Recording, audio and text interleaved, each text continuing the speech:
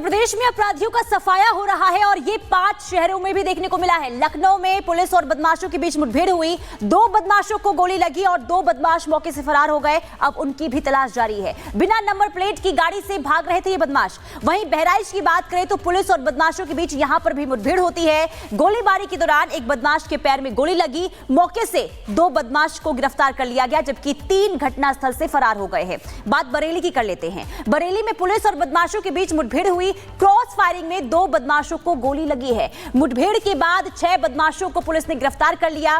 Bike लूटने के लिए ये जानलेवा हमला किया करते थे। अब बात मुजफ्फरनगर की कर लेते हैं, क्योंकि यहां पर भी मुठभेड़ में एक बदमाश घायल है और 4 को गिरफ्तार कर लिया गया।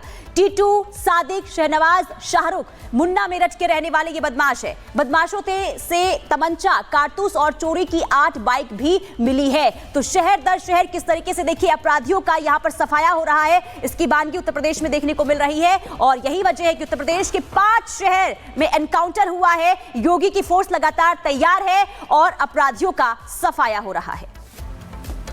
तो देखिए, इसी बीच आपको बता दें, उत्तर प्रदेश में एनकाउंटर, अपराधियों में डर का माहौल बना हुआ है। लखनऊ में पुलिस और बदमाशों के बीच जबरदस्त मुठभेड़ होती है और उसके बाद मुठभेड़ के दौरान 2 बदमाशों के पैर में गोली भी लगी है। बदमाशों के पास से एक तमंचा और एक कार भी जब्त की गई है। साथ ही आपको बता दें, 2 बदमाश मौके का फायदा उठाकर फरार भी हो जाते हैं, लेकिन पुलिस से बच नहीं सकते। बहराइच में पुलिस और बदमाशों के बीच भी जबरदस्त मुठभेड़ की जानकारी मिलती है।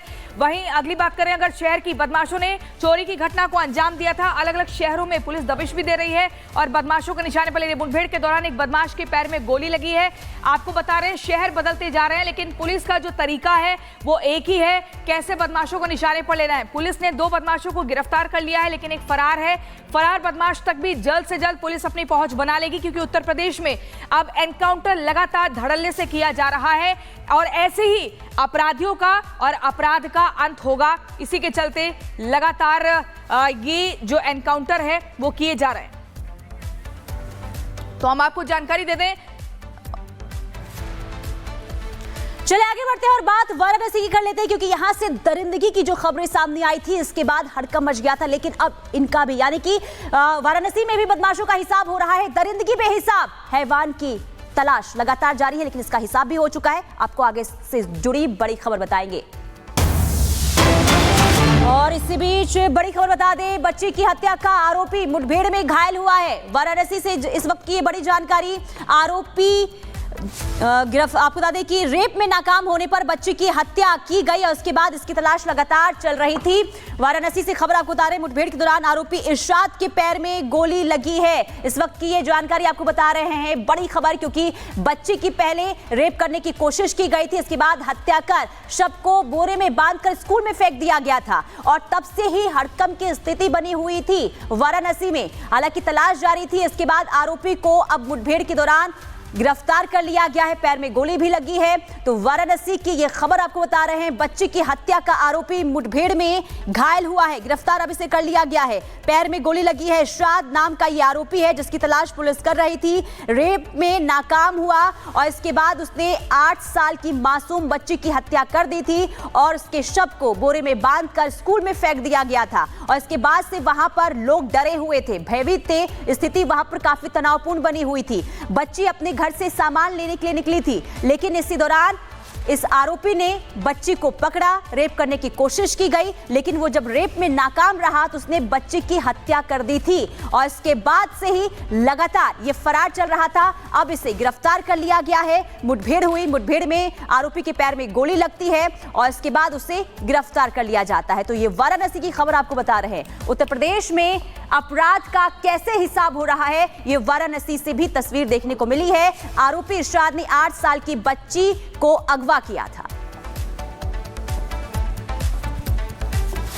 और देखिए, आपको बता दें, दरिंदगी जो बेहिसाब लगातार हो रही है, इरशाद का हिसाब भी हुआ। आरोपी इरशाद ने 8 साल की बच्ची को पहले अगवा किया था। कैसे इस पूरी घटना को अंजाम दिया गया वो आपको बता रहे हैं। बच्ची दुकान से सामान लेकर घर पर लौट रही थी और इरशाद ने बच्ची को दुकान पर जाते हुए देखा, फिर उसकी रेकी की, उसका पीछा वो लगातार करता रहा। मौके का फायदा उठाकर बच्ची को घर में एकाएक इरशाद खींच लेता है।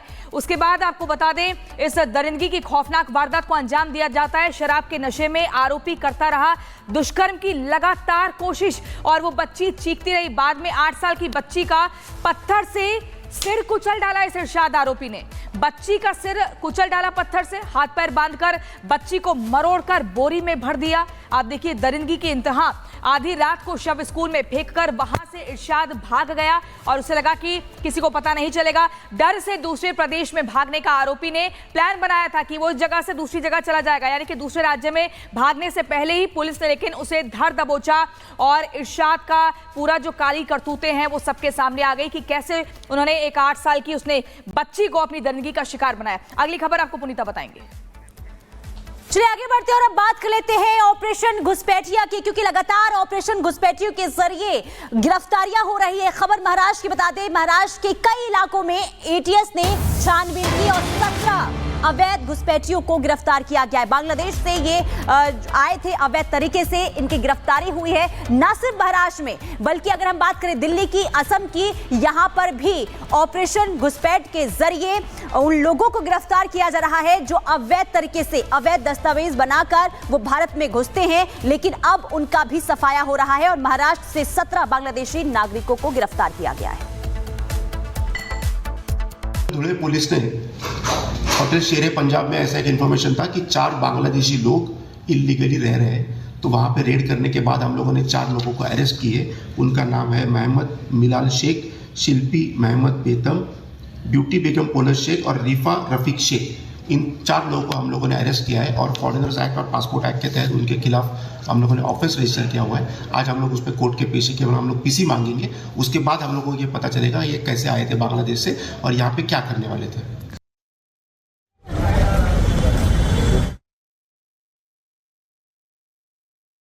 इस प्रकार से जो अनधिकृत बांग्लादेशी रोहिंग्या मुस्लिम आके बस गए, झूठे दस्तावेज से आधार कार्ड बनवाते हैं, उनके खिलाफ कड़ी कार्रवाई मुहिम शुरू हुई है। जिन लोगों को एक फर्जी दस्तावेज देकर बर्थ सर्टिफिकेट प्राप्त करते हैं और उसके द्वारा फिर आधार कार्ड, फिर पैन कार्ड, तो मुझे ऐसा लग रहा है कि ये पूरे रैकेट अभी कुछ ही दिनों में पूरा उस संबंध में खुलासा बाहर आएगा। तो देखिए दिल्ली, असम और महाराष्ट्र ये वो 3 राज्य हैं जहां पर रोहिंग्या बांग्लादेशियों के खिलाफ लगातार सख्त कार्रवाई की जा रही है। लेकिन अगर हम महाराष्ट्र की बात करें तो लोकल एटीएस ने 17 रोहिंग्या बांग्लादेशियों को गिरफ्तार किया है। पूरी खबर इस रिपोर्ट में देखिए।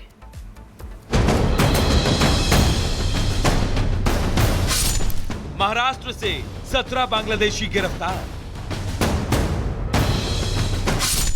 14 पुरुष 3 महिलाएं शामिल। अवैध रूप से भारत आए थे